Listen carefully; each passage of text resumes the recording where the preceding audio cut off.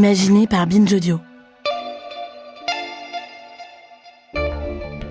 Il y a encore 15 ans, être fan de super-héros de ce côté-ci de l'Atlantique, c'était vu au mieux comme une passion de niche, au pire comme une bizarrerie de nerd. Le rouleau compresseur Marvel est depuis passé par là et les super-héros sont partout. Mais qui sont-ils vraiment ? Comment vivent-ils ? Comment mangent-ils ? Quelles valeurs et quels schémas véhiculent-ils ? Ce sont les questions très sérieuses auxquelles vont répondre les sociologues Valérie Gorin et Jenny Haver dans le podcast Up in the Sky. Un podcast de la RTS, la radio-télévision suisse, que nous avons le plaisir d'accueillir au cours des prochaines semaines. Une série en 10 épisodes, pilotée par Hélène Ichters et réalisée par Ismaël Gonzato. Vous écoutez Programme B, je suis Thomas Rozek, et voici Up in the Sky, une série de la RTS.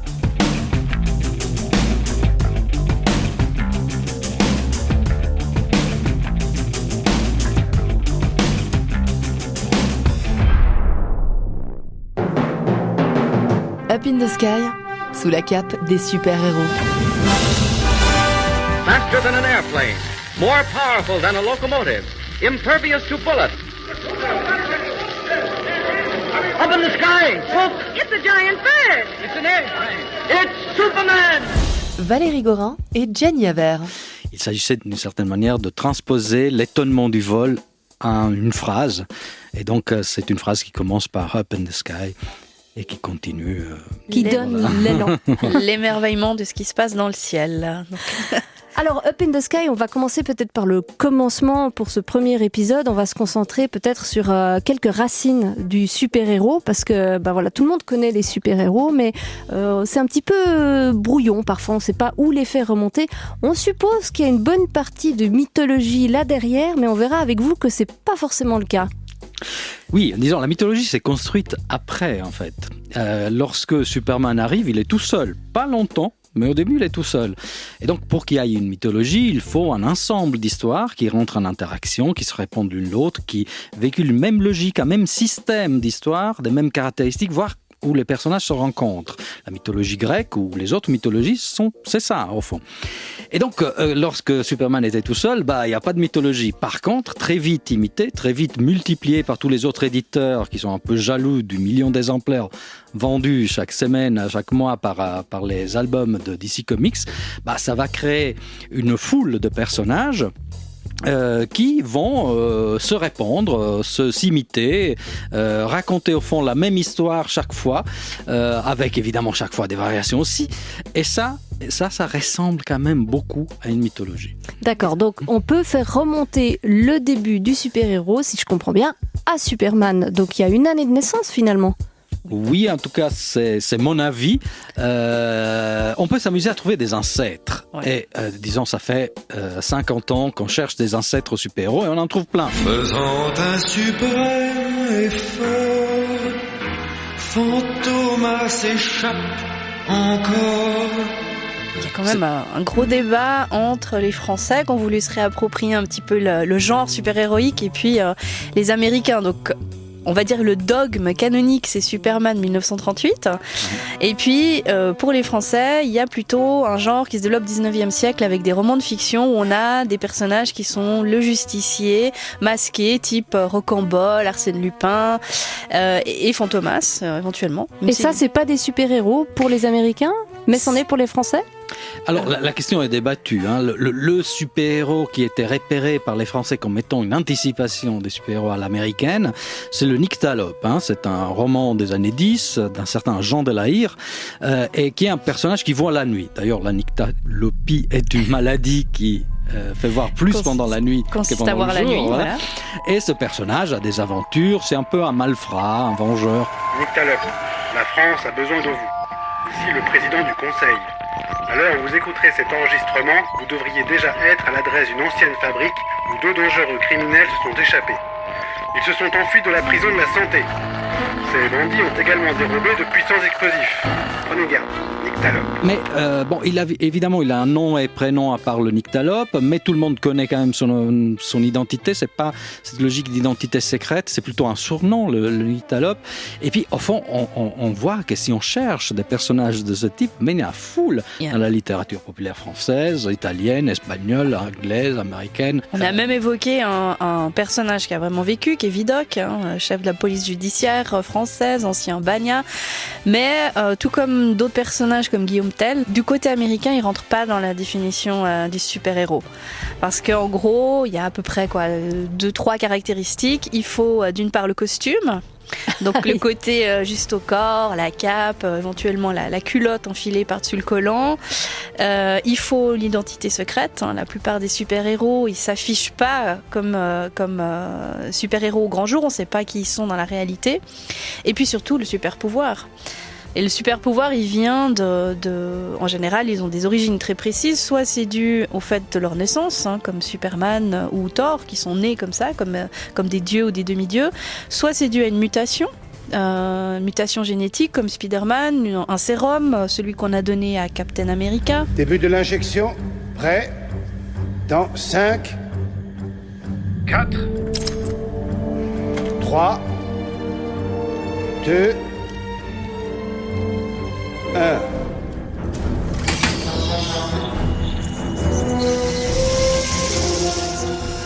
Ou alors c'est l'augmentation par la technologie, comme Iron Man et Batman qui sont des humains, mais grâce au développement de leur technologie, parce que ce sont des milliardaires, ils ont des armures qui leur permettent d'avoir des super pouvoirs. Est-ce que vous avez du tissu ultra léger? Je crois que j'ai ce qu'il vous faut. On l'appelle le tissu mémoire. Vous ne remarquez rien? Donc techniquement, c'était pas possible d'avoir un super-héros avant, on va dire, le bon début du XXe siècle. Parce que quand on parle de Arsène Lupin, Fantomas, c'est la période où il commence à se passer des choses technologiquement, mais pas suffisamment pour avoir vraiment une augmentation de l'être humain. Oui, en même temps, par exemple, avec toutes les références à la science-fiction que Superman met en place dès 1938, c'est pas un super-héros technologique. Au fond, c'est l'homme fort, c'est le monsieur qui soulève des voitures, qui fait des grands bonds, qui court très vite. Au début, il n'a même pas des super-pouvoirs qui lui ont été attribués par la suite, voire à travers les murs, ou même voler, il volera plus tard. Ouais. Et donc, en fait, c'est quelque chose qui s'enracine aussi sur d'autres origines, qui sont notamment toute la tradition des briseurs de chaînes, des hommes forts, qui a été exploitée au cinéma par des personnages comme Maciste, Samson, Saeta, le cinéma italien des années 10, repris plus tard, dans les années 50, alors évidemment après les super-héros, par le cinéma des culturistes, et dont les manifestations les plus récentes sont Schwarzenegger et Stallone. Je pouvais tous les tuer. Toi aussi, je pouvais te tuer. En ville, tu fais le loin, mais ici, c'est moi. Donc il y a une filiation par là qui a pu inspirer aussi la création de ces super-héros, à remarquer qu'il y avait déjà, à la fin du 19e siècle, des hommes forts célèbres qui tournaient pas des films, mais qui s'exhibaient dans des cabarets, dans des cirques, dans des foires. Eugen Sandow, un Allemand qui a fait fortune aux États-Unis avec sa méthode de culturisme en soulevant toutes sortes d'animaux et d'objets, était une star de cette période-là, et il a aussi participé à construire cet imaginaire de l'homme fort. Et là, la référence est plutôt antique que technologique. Donc, c'est un grand melting pot. C'est un énorme melting pot, bien sûr. Après, c'est vrai que les années 30, il se passe pas mal de choses, à la fois culturellement et puis politiquement. Il y a effectivement, on a beaucoup lié les super-héros à l'idée du surhomme, l'Ubermensch de Nietzsche. Après, c'est évident que les créateurs de Superman, ils avaient probablement pas forcément lu Nietzsche ou qu'ils avaient cette référence en tête. Donc eux, ils avaient plutôt le juste au corps du gymnaste, voire peut-être éventuellement, puisque les deux créateurs sont juifs, ce qui se passait du côté de l'Allemagne nazie, avec le culte de l'homme nouveau, Castor et Pollux, qui sont exhibés dans les grandes parades. Du côté des Italiens, avec Mussolini, on a plutôt l'image de l'homme nouveau, qui est un homme assez baraqué, assez musclé, assez grand, assez imposant. Donc c'est vraiment des influences, en fait, on s'est amusé à aller chercher après coup, et puis on mélange à la fois la politique, la mythologie, le sport, la gymnastique, le côté très industriel, donc voir les freaks, carrément, avec les hommes hyper musclés dans les foires, qui fait qu'au final, c'est assez sympathique parce qu'on peut partir dans toutes les directions quand on veut s'intéresser aux origines. Et dans les représentations visuelles aussi, il y a des choses qui se mettent en place. Par exemple, une des grandes nouveautés de l'univers super-héroïque, c'est ces corps en suspension dans les airs. Au début, c'est des sauts. après ils volent.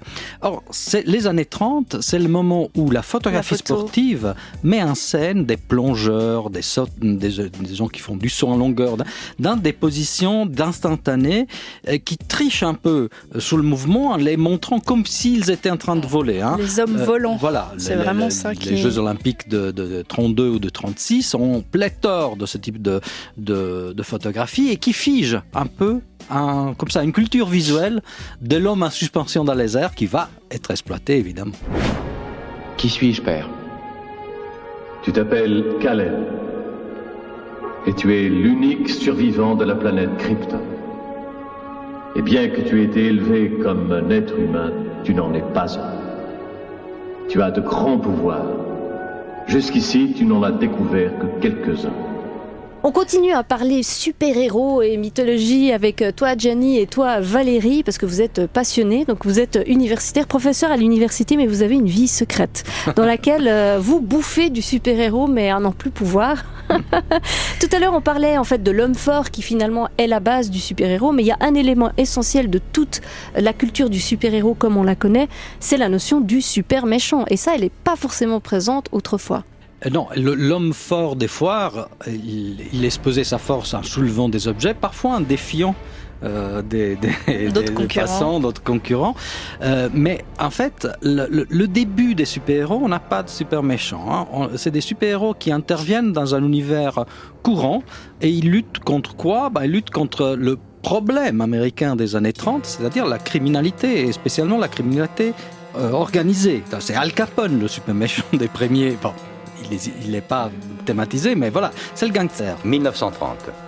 La prohibition a fait de Chicago une ville en état de guerre. Des gangs rivaux s'affrontent pour la maîtrise du trafic illicite d'alcool. Véritable empire dont les bénéfices se chiffrent en milliards de dollars. Grenades et mitraillettes ont seule force de loi. C'est le règne des seigneurs de la pègre. C'est le règne d'Al Capone. Alors, au bout d'un moment, comme ces super-héros sont tellement forts qu'évidemment, il suffit de donner un coup de poing pour terrasser n'importe quel gangster, il faut inventer quelque chose qui tienne un peu mieux la route. Et donc, on commence effectivement à mettre des personnes qui ont aussi des pouvoirs extraordinaires, mais qui sont du côté du mal. Ça va aussi être accentué au moment, parce qu'on rentre très vite dans le deuxième conflit mondial. La deuxième guerre mondiale, les États-Unis arrivent à la fin de 1941. Ils sont un peu paresseux, ils rentrent un peu plus tard. Mais là, et déjà dans les années 40, les comics vont prendre parti et ils vont commencer à trouver des super-héros nazis ou japonais, par exemple, qui représentent effectivement l'axe et qui peut transposer la guerre qui est en cours, qui va venir, dans laquelle les États-Unis vont intervenir sous le terrain super-héros. Mais du coup, ça devient des super villains. Donc, en anglais, super méchants.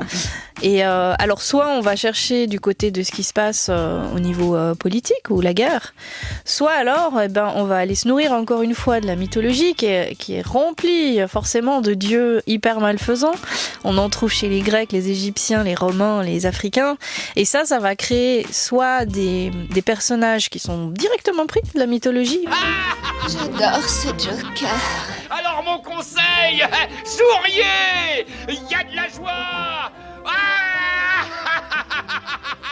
Notamment le fameux Joker qui est directement inspiré de Seth, qui est le dieu égyptien très malfaisant. C'est marrant parce qu'à première vue comme ça on n'imagine pas du tout qu'il y ait un lien entre le Joker et puis Seth. Alors ouais, mais c'est vraiment en fait dans la façon dont le Joker se présente qui est plutôt le super méchant lié à la fourberie. Et Seth, dans le dieu égyptien, c'est vraiment le fourbe qui a tué son frère Osiris et qui l'a découpé en morceaux et qui va ensuite être ressuscité par Isis. Donc c'est plutôt le côté en fait fourbe, traître, un peu ricanant aussi, qu'on peut retrouver, de même qu'on va avoir Anansi, qui est l'homme araignée, qui vient directement de la mythologie Ashanti africaine, qui devient lui-même un vrai super-héros. Et puis après, on a toutes les inspirations. On a Loki, qui vient de la mythologie scandinave. Et puis après, on a des références plus éloignées, où en fait, on a des caractéristiques chez certains super-vilains qu'on retrouverait dans certaines divinités ou demi-dieux. Oui, dans cette logique, au fond, de piller tout, en fait. Les super-héros sont extrêmement avides d'aller trouver des références pour expliquer les pouvoirs, par exemple. Je suis la déesse de la mort. Et toi, de quoi es-tu le dieu au juste? On va piller aussi tout le domaine du religieux. Alors, à tous les niveaux. Déjà, la religion, disons, chrétienne ou apparentée, les religions du livre, on a effectivement, à mon avis, un peu même trop déliré sur l'origine juive de Superman, une sorte de golem moderne. Juste le golem, est-ce qu'on peut rappeler ce que c'est Oui, cette statue d'argile auquel le rabbin de Prague donne vie pour protéger la communauté. Donc, évidemment, il y a un lien, mais il y a un lien comme il y a un lien avec beaucoup de héros. On le trouve dans la Torah. Voilà. Mais après, c'est vrai que ça revient plutôt au XVIIIe siècle. Mais c'est réactivé celui de Prague dont tu parles. Celui de Prague, oui. Ouais. Qui venait de sortir au cinéma. C'est un film allemand des années 20. Voilà. Il l'a remis sur le tapis, disons. Mais au fond, c'est plutôt quelque chose qui ressemble plus à Hulk qu'à Superman, parce que c'est quelque chose d'incontrôlable. À la fin, le rabbin est presque pris au piège de cette puissance qu'il a libérée. Mais qui a agi comme protecteur. Mais qui agit quand même comme protecteur. D'où le lien avec Hulk, qui a cette ambiguïté d'un protecteur, mais quand même... On n'arrive pas à l'arrêter. Voilà, exactement. C'est clair. Il y a certains aspects de ma personnalité que je ne maîtrise pas. La cible est sur la passerelle. Quand je ne maîtrise plus rien, c'est très dangereux d'être près de moi.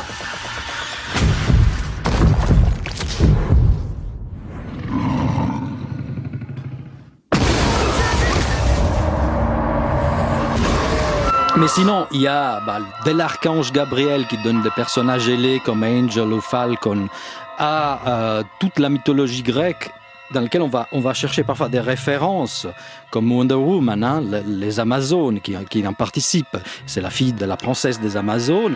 Parfois, on va vraiment prendre des personnages. Il y a un personnage d'Hercule dans les comics Marvel.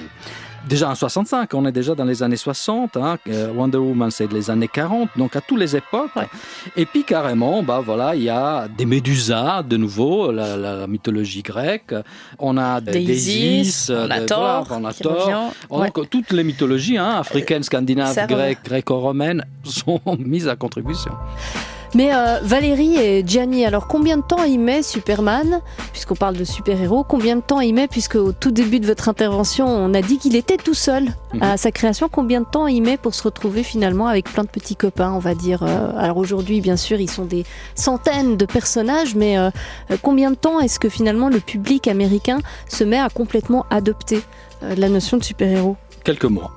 Seulement quelques mois. Mais il y a une résistance très claire de la part de DC Comics qui considère au fond tenir là quelque chose à protéger.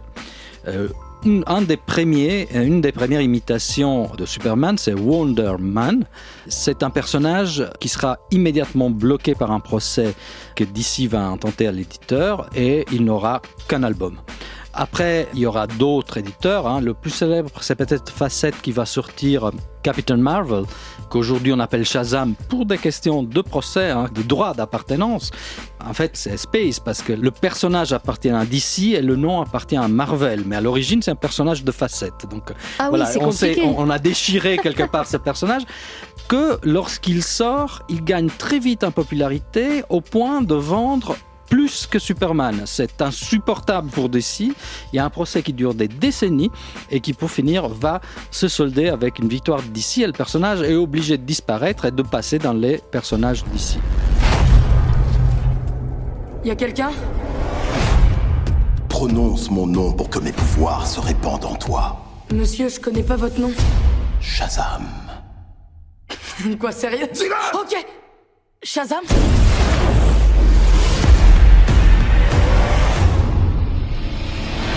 Mais toutes ces histoires de mythologie qui sont des histoires d'inceste, d'amour entre frères et sœurs, dans le cadre d'Isis et d'Osiris, c'est pas très compatible avec l'Amérique puritaine. Comment ils ont fait ? Alors il y a des adaptations, on va se nourrir, mais après effectivement, pour que ça prenne, il y a le phénomène de la sérialité, le comic book, mais surtout il y a le fait que ça doit répondre aux valeurs de l'époque. Donc on va aller se nourrir, mais on se gêne absolument pas pour adapter. Et d'ailleurs, les comic books n'ont aucune prétention à être une vérité historique ou mythologique, pas du tout. C'est même une erreur de les voir comme ça. Donc c'est plutôt, ça va nourrir des scénarios en fait. Donc Thor, par exemple, on voit, il est assez fascinant ce personnage, parce qu'en plus de ça, il y a une évolution entre la BD et les films, les trilogies qui sont sortis récemment au cinéma. Donc Thor, à l'origine, dans la mythologie, son père Odin, il a plusieurs femmes. Alors quand on en fait une BD, il faut absolument pas montrer ce côté, c'est même pas un séducteur, je veux dire, il a littéralement un harem. Donc au contraire, on lui donne 2 femmes. Il y a la maman de Thor, et puis il y a ensuite la mère adoptive qui va être la deuxième femme d'Odin. Et puis dans le film, on a carrément éliminé ça. Il a plus qu'une femme, Odin. Comme ça, on associe vraiment le cliché du noyau parental, la famille homogène. On va aussi lui coller le trio palatin, qui est une invention du comics, son fameux groupe de copains, pour pouvoir justement créer plus d'aventures, faire des rebondissements. C'est un peu les 3 mousquetaires. Et puis après, il y a aussi toute la question de ses histoires amoureuses. Donc on simplifie, on lui crée aussi Loki qui devient son frère adoptif dans la BD, pour lui faire justement un frère ennemi, et puis s'amuser encore une fois sur ce côté très bien, mal, le côté très binaire en fait que les comics adorent créer. Oui, c'est très chaste, les comics au début, c'est pour cause. Déjà, l'Amérique a traditionnellement une vision assez puritaine de ces médias de masse, et surtout, il ne faut pas l'oublier, les premiers comics s'adressent à un public qui est entre l'enfance et l'adolescence. Donc, oui, il y a des fiancés, mais souvent c'est des fiancés qu'on souhaite, c'est pas des fiancés qu'on a. Il y a des amours platoniques qui sont thématisés et qui servent d'une certaine manière comme faire valoir. Lois Lane, je vous présente Clark Kent. Je vous l'avais dit, bonjour mademoiselle, très heureux. Vous vous souvenez de mon reportage explosif sur les orgies, la drogue et le sexe dans la maison de retraite? Et salut, Jimmy Olsen, photographe. Clark Kent, ravi de vous connaître. À tout point de vue. Le cas le plus explicite, c'est encore une fois fondateur, c'est celui de Superman. Lois Lane est amoureuse de Superman, mais il ne sait pas que Superman est Clark Kent. Qui est amoureux d'elle. Et donc il y a cette constante frustration au début dans laquelle l'amour n'est jamais déclaré, mais qui sert au fond au lecteur à avoir une satisfaction supplémentaire dans les exploits de Superman, qui rachète quelque part son alter ego, qui lui est frustré, coincé, etc. Donc voilà, après, bien sûr, lorsque le public va grandir, lorsque les histoires vont se décliner pendant des années, des décennies, parfois on finit même par les marier, ces femmes-là. Ouais. Voilà, finalement, les super-héros sont des humains comme les autres. C'est un petit peu la conclusion de ça. On va peut-être s'arrêter pour aujourd'hui. On a un autre sujet qu'on aimerait ouvrir pour la prochaine fois, justement, puisqu'on parle de divorce, on parle de rupture amoureuse. C'est un sujet dont on ne parle pas très très souvent dans la vie des super-héros. C'est tout simplement leur vie quotidienne. Qu'est-ce qu'ils font quand ils ne sont pas des super-héros, en fait? À quoi ils passent le 95% de leur temps quand ils ne sont pas en train de combattre des super méchants? On en parle la prochaine fois avec toi, Jenny, et toi, Valérie. Merci beaucoup. Collard 3. À suivre.